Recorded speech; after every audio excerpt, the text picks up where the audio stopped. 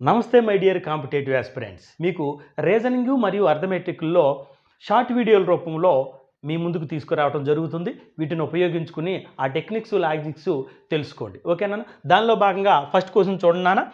47 100 అయింది. అప్పుడు 73 ఏమవుతుంది? ఇది చూడగానే మీకు రీజనింగ్లో ఎక్కడలేని లాజిక్లన్నీ పుట్టుకొచ్చేస్తాయి మనకి. ఎందుకంటే 4 + 7 ఎంత? 11. ఇక్కడ 100 ఉంది. అంటే మీరు ఇక్కడ ఏ లాజిక్ వాడే అవకాశం ఉంటుందంటే 4 + 7 11. సో 11 - 1 అంటే 10. ఇక్కడ 100 ఉంది కాబట్టి ఖచ్చితంగా దీన్ని 10² అంటారు. ఓకే, ఇది కరెక్టే, ఇది కరెక్ట్ అయిన లాజిక్కే, నేను కాదనడం లేదు. కానీ 7 + 3 ఎంత అవుతుంది మనకి? చూడన్నా, 7 + 3 ఎంత అవుతుంది? 10.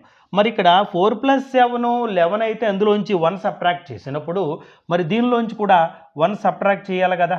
అప్పుడు 9. 9² అంటే ఎంత నాన్న? 9 × 9 81. మరి కింద ఆప్షన్లో లేదుగా, ఏదో తేడా కొడుతుంది సీనా అన్నట్టుంది.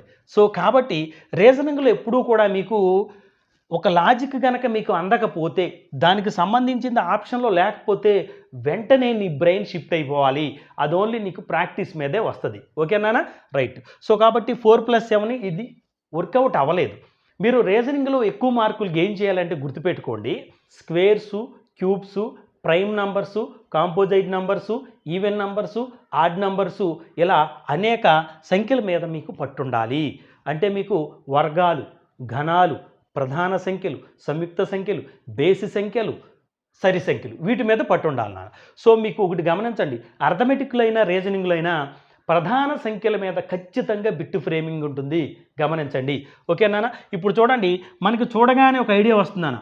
47 అనేది ప్రైమ్ నంబర్. ఇక్కడ చూడండి, 47 తర్వాత మనకి వచ్చేటటువంటి నెక్స్ట్ ప్రైమ్ నెంబర్ ఏముంది అంటే ఏంటన్నా? 47 తర్వాత 48, 49, 50, 51, 52 ఇవన్నీ కాంపోజిట్ నెంబర్స్, అంటే సంయుక్త సంఖ్యలు.